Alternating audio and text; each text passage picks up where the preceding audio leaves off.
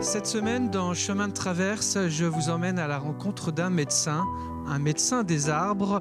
Jean-Eudes Bégard, vous allez le voir, protège et soigne ces grands végétaux.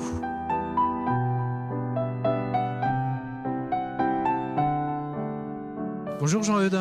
Bonjour Grégoire. Alors tu es expert conseil en arboriculture et tu nous as donné rendez-vous ici, autour de ce lac. Nous sommes sur la base de loisirs de l'Étruyère, à la Tardière, près de la Châtaigneraie. Voilà, oui, tout à fait. Un endroit où j'ai été missionné pour faire une expertise arboricole des arbres de ce site.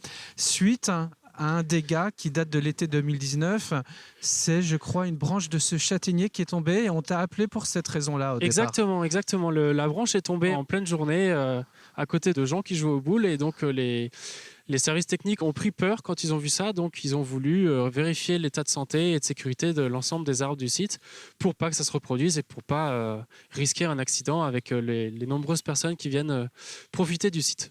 Les châtaigniers vont mal en ce moment, je crois. Ben oui, les châtaigniers dans la région là subissent plusieurs maladies, notamment une qui s'appelle la maladie de l'encre, qui est une pourriture d'un champignon qui attaque les racines et qui remonte après dans le collet, dans le tronc et les branches de ces arbres, qui donc dépérissent assez rapidement malheureusement et on n'a pas de solution miraculeuse pour les aider actuellement. Donc toi, tu recommandes dans ton diagnostic que celui-ci doit être abattu, je crois. Ben voilà, oui, malheureusement, il y en a qu'on peut sauver, mais celui-là, il est déjà très fortement atteint, très fortement malade, donc on va devoir s'en séparer.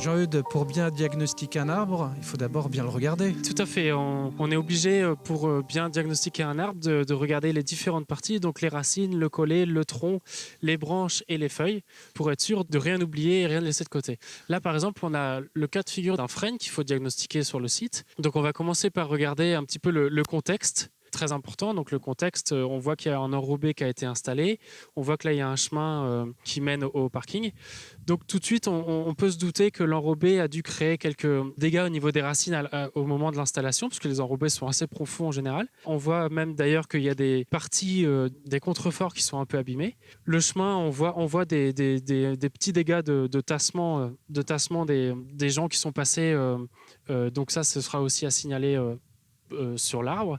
Donc c'est un arbre légèrement fragilisé pour les raisons que tu viens de nous citer. Voilà, c'est ça, ouais. Tout autour de lui, donc il y a des endroits qui sont un petit peu abîmés et donc il est un petit peu fragilisé à cause de ça, mais pour l'instant c'est pas éliminatoire. Il va falloir regarder un peu plus en profondeur pour vérifier si oui ou non il est capable de tenir encore debout avec le vent, etc. Pour aller plus en profondeur et diagnostiquer un arbre, tu as des outils aussi que tu utilises, hein. Oui, tout à fait. Moi, j'utilise beaucoup le maillet qui me permet d'avoir, avec la sonorité, une idée de l'intérieur du tronc, si c'est creux ou pas creux. Donc là, on entend que cette partie est un peu creuse. Et cette partie, a priori, non.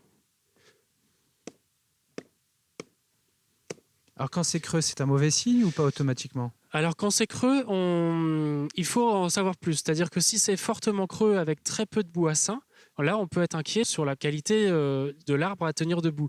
Si le boissin n'est pas suffisant pour tenir l'ensemble, il y a un risque de cassure. Et par contre, si l'arbre est creux mais qu'il y a beaucoup de boissin, on peut ne pas être inquiet, on peut se dire que c'est ok, l'arbre tiendra debout sans problème. Donc là, dans ce cas de figure, j'ai aussi besoin d'utiliser la canne pédologique qui va me permettre de sonder un peu partout au niveau du collet pour savoir si oui ou non il y a des endroits complètement creux, auquel cas la canne s'enfoncerait d'un coup s'il y a un trou. Ça m'aide aussi pour savoir. Alors tu vas faire une fiche précises sur chaque arbre diagnostiqué ici. Celui-ci, il a tout à fait encore du temps pour rester sur place. Oui, tout à fait. A priori, vu ce qu'on a regardé là sur cet arbre-là, il est parti pour pouvoir être maintenu sur le site sans trop de danger. Moi, en général, je préconise une surveillance et c'est tout ce dont il y aura besoin sur ce jardin.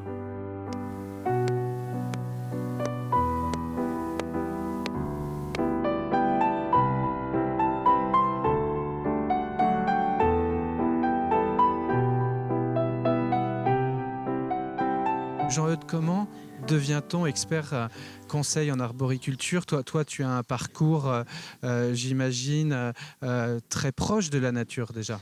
Oui, tout à fait. Moi, je suis donc j'ai eu un bac S.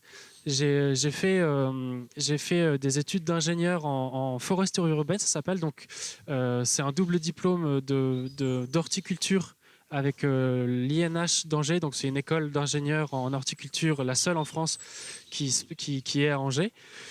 Et foresterie urbaine, donc c'est-à-dire auprès des eaux et forêts. Donc maintenant l'école Landgraf de Nancy, d'ingénieur en arbres de ville en fait, spécialiste des arbres de ville. Ensuite j'ai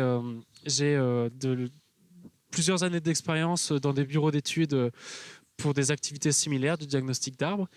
Et voilà, là je me suis mis à mon compte depuis un an en tant que d'expert conseil arboricole. Alors, on en apprend toujours sur les arbres. On a eu quelques documentaires ou livres ces dernières années qui nous ont bien expliqué, pour ceux qui ne le savaient pas, que les arbres communiquaient plus qu'on ne le croit, ensemble, les uns autour des autres, à côté des autres, grâce notamment à leurs racines, c'est ça? Tout à fait, oui, exactement. On a découvert, depuis 10 ans, on a fait beaucoup de découvertes scientifiques sur les arbres, et notamment celle-là qui nous a montré que les arbres communiquent entre eux par le sol, et pas que par le sol d'ailleurs. Et ils forment tout un réseau Internet via les champignons qui les aident de manière symbiotique à se nourrir, mais aussi donc, voilà, à communiquer entre eux pour s'entraider en fait.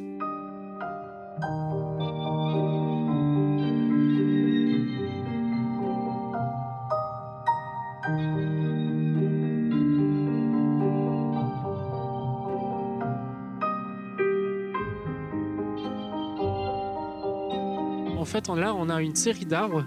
La plupart sont des chênes ou des frênes qui ont subi, il y a une bonne dizaine d'années maintenant, un terrassement. Donc, en fait, ils ont creusé directement dans le sol pour créer des sortes de petites terrasses naturelles pour en faire une sorte d'amphithéâtre d'herbes. C'était sans imaginer qu'ils allaient abîmer les racines. Voilà, c'est ça. Donc, c'est très joli, sauf qu'ils ont abîmé toute une série de grosses racines nécessaires et vitales pour ces arbres-là. Et donc, suite à ces dégâts, on voit maintenant que tous les arbres ont des troncs très abîmés, creux et présentent des risques de stabilité importantes. Voilà, ça, c'est un exemple de choses qu'on voit souvent dans les villes ou dans les sites comme ça qui accueillent beaucoup de public. Des erreurs qui sont faites qui auraient pu être peut-être évitées pour essayer de maintenir un peu plus les arbres qui sont de beaux arbres. Alors, on fait quoi? On les laisse vivoter comme ça? On doit les éliminer? Il y a des risques de chute? Qu'est-ce qu'on diagnostique? Voilà, il faut regarder un ensemble de choses, mais il y en a dans cette série-là d'arbres, il y en a certains qui pourront sans problème tenir debout et survivre parce qu'ils vont réussir à faire d'autres racines, à se tenir quand même droit. Par contre, il y en a d'autres qui sont trop fragilisés, de l'intérieur à cause de ces dégâts-là, et malheureusement, ceux-là, on va devoir les enlever. Mais heureusement, sur un site comme ça, on n'a même pas enlevé 5 ou 10% des arbres de la totalité. Donc, c'est quand même très positif. On peut quand même garder le patrimoine arboré, reste presque complètement inchangé. Donc ça, c'est une bonne nouvelle. Et il faut savoir qu'à chaque fois, quand moi je préconise d'enlever un arbre, je conseille à la collectivité de remplacer en replantant des arbres plus jeunes à d'autres endroits éventuellement pour créer un peu une autre vision paysagère. Et voilà, ça me semble important de toujours planter au moins un arbre pour un arbre enlevé, quoi, minimum.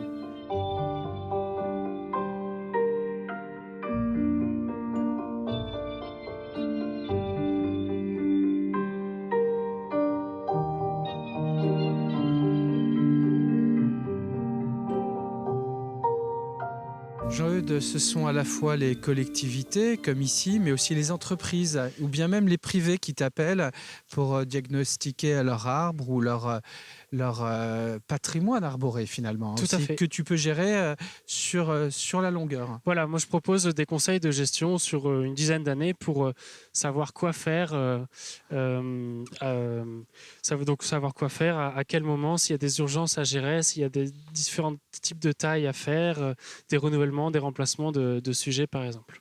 Et la demande est de plus en plus importante. Oui, tout à fait. Les collectivités, par exemple, se rendent compte que les riverains ont vraiment besoin de leurs arbres, ont des demandes pour maintenir leurs arbres. Et comme les arbres sont un peu vieillissants, il y a une vraie problématique de regarder les arbres, voir s'ils sont bons ou pas, si on peut les garder ou pas, et que faire dessus pour les aider.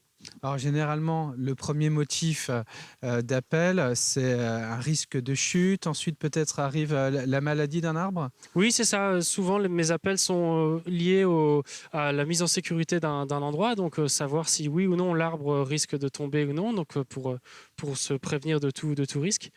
Ensuite, les gens me demandent effectivement s'il y a une maladie sur un arbre, qu'est-ce que c'est, savoir diagnostiquer ça. Beaucoup de demandes donc, de gestion aussi d'un site, d'un patrimoine arboré sur le long terme aussi. Alors vous êtes combien en France à faire ce métier, entre guillemets, de médecin des arbres? Oui, on est à peu près 35, répartis dans toute la France. On se connaît un petit peu entre nous et donc on s'entraide et on échange énormément sur les dernières connaissances, les dernières nouveautés scientifiques sur l'arbre. On ne peut être que passionné quand on fait ce type de boulot, non? Oui, ça commence par ça. Hein. On fait pas un diplôme comme ça et un travail sur les arbres sans les aimer un peu. Effectivement, on a besoin parce que c'est des connaissances qui s'acquièrent aussi au fur et à mesure. Donc oui, tout à fait, c'est une passion à la base. Oui. Jean-Eudes, tu protèges et soignes les arbres en gros sur tout l'ouest de la France. Comment on fait pour te contacter? Alors le nom de mon entreprise c'est A comme arbre et mon site internet donc c'est acommearbre.fr. Très bien. Bon, écoute, j'étais ravi de découvrir avec toi ce monde incroyable que nous réservent les arbres. Merci de nous avoir fait partager cela.